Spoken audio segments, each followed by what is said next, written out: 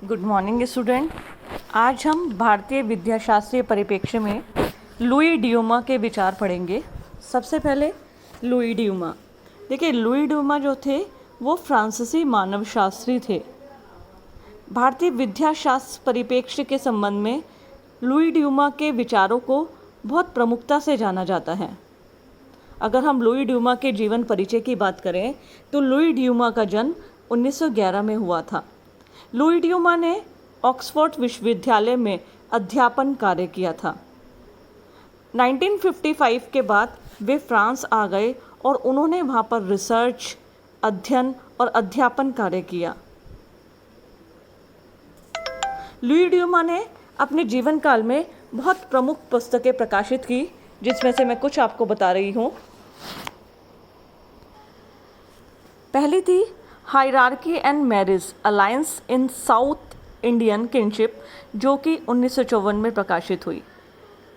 Next थी उनकी religion, politics and history in India, ये 1970 में प्रकाशित हुई। नेक्स्ट थी होमो हायरार्कस, ये सबसे प्रमुख पुस्तक मानी जाती है। इसी पुस्तक में आपने पवित्रता और अपवित्रता संबंधी विचारधारा को प्रतिपादित किया, जो कि 1970 में प्रकाशित हुई थी। अगर हम भारतीय विद्याशास्त्र परिप्रेक्ष्य के संबंध में लुई ड्यूमा की पुस्तक होमो हायरार्कस की बात करें तो ये सबसे इम्पॉर्टेंट, सबसे महत्वपूर्ण किताब मानी जाती है। इन्होंने अपनी इस किताब में 11 चैप्टर लिखे थे और उसमें विस्तार से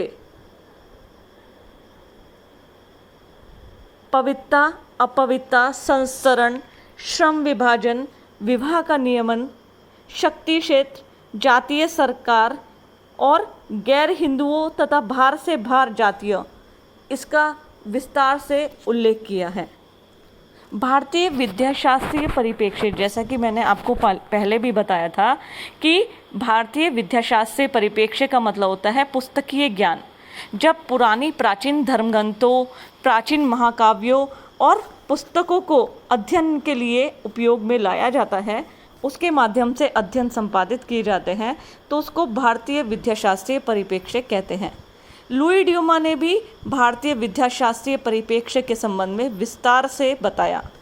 आपका विचार था कि भारत का समाजशास्त्र भारतीय विद्याशास्त्र के संगम पर भी संभव है, क्योंकि भारत के मूल्यों के अध्ययन के लिए धर्म ग्रंथों का अध्ययन करना अनिवार्य है। लुई ड्यूमा ने कहा था, यदि हमें भारत के मूल्य, विश्वास, विचारधारा को जानना है तो वो बिना यहाँ के धर्म ग्रंथों के अध्ययन के बिना पॉसिबल नहीं है। उन्होंने कहा था इसके लिए यहाँ संस्कृत का ज्ञान होना भी अनिवार्य है। उन्होंने बताया था जो धर्म ग्रंथों में विचारधारा, परंपराएं, रीति रिवाज, धर्म, विश्वास है, तो कहीं ना कहीं अगर हमें उनका अध्ययन करना है तो उसके लिए व्यक्ति को संस्कृत का ज्ञान भी होना आवश्यक है। ड्यूमा ने जाति व्यवस्था का विश्लेषण पवित्रता के आधार पर किया है, जो एक अनूठा संस्करण है। और देखा जाए जो भारतीय वर्ण व्यवस्था है, अगर हम वर्ण व्यवस्था की बात करें, भारत में वर्ण व्यवस्था 4 वर्ण है: ब्राह्मण, क्षत्रिय, वैश्य और शूद्र। इसी को लुई ड्यूमा ने अपने अध्ययन का आधार बनाया। आपने बताया कि जाति व्यवस्था का विश्लेषण पवित्रता के आधार पर किया जाता है, जो भारत में अनूठा है। आपने संस्तरण, वर्ण व्यवस्था, खान पान संबंधी निषेध जैसे टॉपिक्स का मतलब विस्तार से विश्लेषण किया था।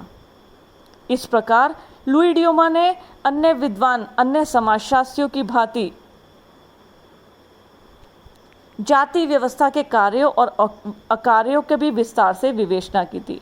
आपने हिंदू सामाजिक व्यवस्था के विभिन्न पहलुओं को विस्तार से बताया और वो किसके द्वारा नियंत्रित व प्रतिपादित होते हैं, उसको भी विस्तार से बताया। लुई ड्यूमा ने हिंदू विवाह, सामाजिक संस्तरण, भौतिक संपर्क, श्रम विभाजन, जजमानी व्यवस्था, शक्ति एवं सत्ता के वितरण इत्यादि तत्वों को नियंत्रित करने वाली विचारधारा को अपने विश्लेषण के आधार पर बताया है। स्टूडेंट्स, अभी अभी मैंने आपको बताया कि लुई ड्यूमा ने अपनी होमो हायरार्कस नामक एक किताब लिखी थी। इस किताब में 11 अध्याय थे और वास्तव में जाति व्यवस्था, भारत में जाति व्यवस्था के अध्ययन के लिए ये प्रमुख किताब मानी जाती है, क्योंकि इसी किताब में विभिन्न अध्यायों में आपने भारत में जाति व्यवस्था, विवाह, संस्तरण, धर्म, श्रम विभाजन, भौतिक संपर्क, इनका विस्तार से विश्लेषण किया है। अगर हम भारतीय समाजशास्त्र में लियू ड्यूमा के बारे में जानना चाहें और इनके सिद्धांतों को पढ़ें तो इनका जो पवित्रता और अपवित्रता संबंधी विचारधारा है वह समाजशास्त्र में आज भी प्रासंगिक है। लुई ड्यूमा ने बताया कि पवित्रता एवं अपवित्रता, पवित्रता बोलते हैं शुद्धता को, अपवित्रता मतलब अशुद्ध जिसे कहते हैं। लुई ड्यूमा ने कहा कि पवित्रता व अपवित्रता संबंधी अवधारणा जो है वो व्यक्ति के विचारों पर आधारित है। मतलब कि अगर हम ये अपवित्रता और पवित्रता की बात करते हैं, जैसे वर्ण व्यवस्था थी प्राचीन काल में, हिंदू समाज में वर्ण व्यवस्था प्रचलित थी, जिसमें प्राथमिक 3 वर्णों को, जैसे ब्राह्मण, क्षत्रिय और वैश्य, इन 3 वर्णों को मिलाकर द्विज कहा गया और ये शुद्ध माने जाते थे।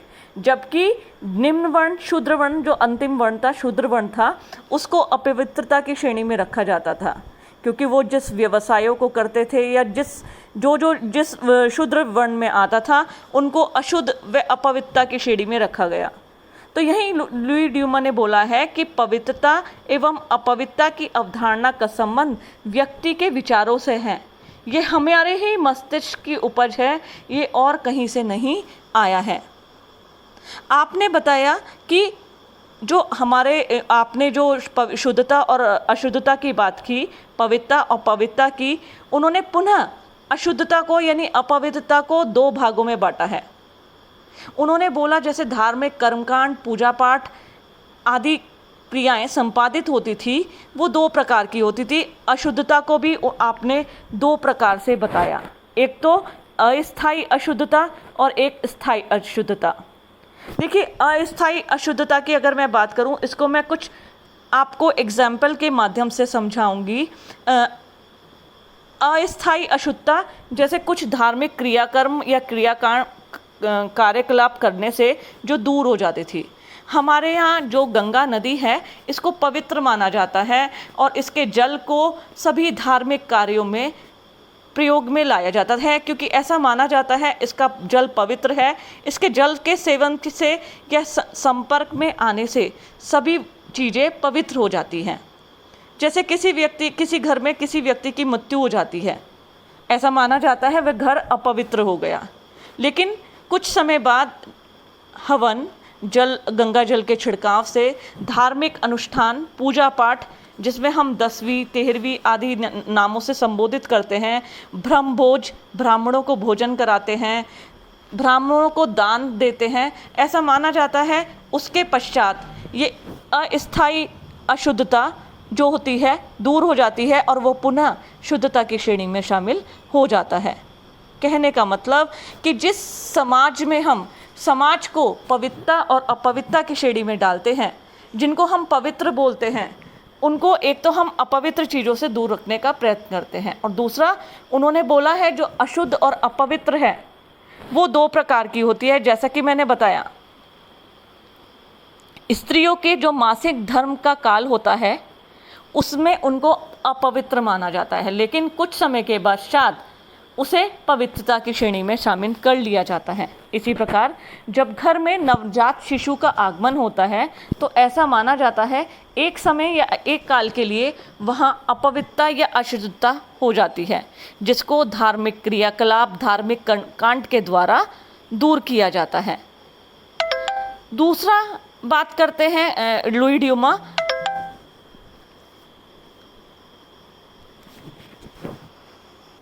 दूसरी बात करते हैं वो स्थायी अशुद्धता की। अस्थायी अशुद्धता वह है जो कभी बदलती नहीं है। जैसे मृत्यु संस्कार को करने वाली जो जाति होती है उनका पेशा ही मृत्यु के संस्कार को संपादित करना है, वो सभी लोग स्थायी अशुद्धता के संबंधित होते हैं।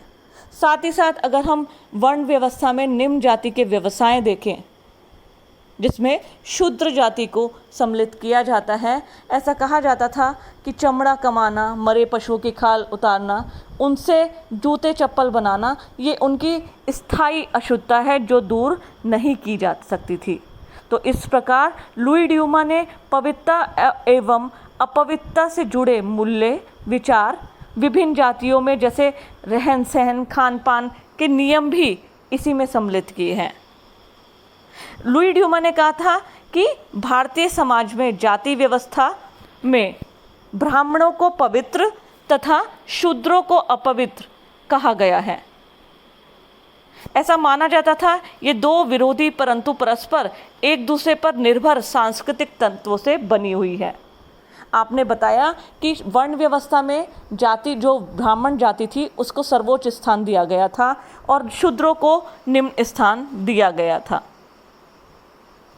लुई ड्यूमा ने अपने पवित्रता और अपवित्रता संबंधी सिद्धांत को खान पान के नियमों के आधार पर भी समझाया। आपने बताया कि ब्राह्मण जाति के लोग सरल सात्विक भोजन करते थे, लेकिन निम्न जाति के लोग, शूद्र जाति के लोग मांसाहारी भोजन, मदिरा पान, इस तरह के खान पान संबंधी नियम रखते थे, जिस कारण उनमें आपसी खान पान, सहवास, पेयजल, इन पर संबंधित निषेधों का पालन करना पड़ता था।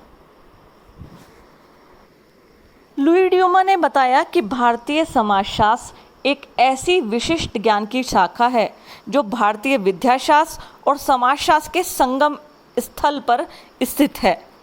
ड्यूमा ने भारतीय समाजशास्त्र को एक और भारतीय विद्या के आधार पर स्थापित करने का प्रयास किया और दूसरी ओर उन्होंने भारतीय विद्याशास्त्र से पूर्णतः अलग स्वतंत्र रूप से विकसित करने का सुझाव दिया।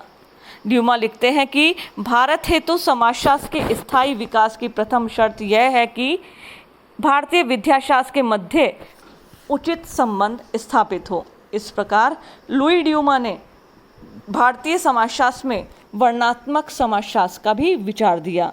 आपने समाजशास्त्रियों को लुई ड्यूमा की, हालांकि अगर हम समाजशास्त्र के इतिहास में देखें तो लुई ड्यूमा के विचारों की बहुत से भारतीय समाजशास्त्रियों ने आलोचना भी की है, लेकिन आज भी अगर हम जाति प्रथा से संबंधित अध्ययनों को याद करते हैं, पढ़ते हैं, तो उसमें लुई ड्यूमा का नाम लिया जाता है, क्योंकि उनकी होमो हायरार्कस किताब में जो पवित्रता और अपवित्रता संबंधी विचारधारा है, वो कहीं ना कहीं भारतीय जाति व्यवस्था का जो प्राचीन काल में प्रचलित थी उसका जीवंत उदाहरण माना जाता है।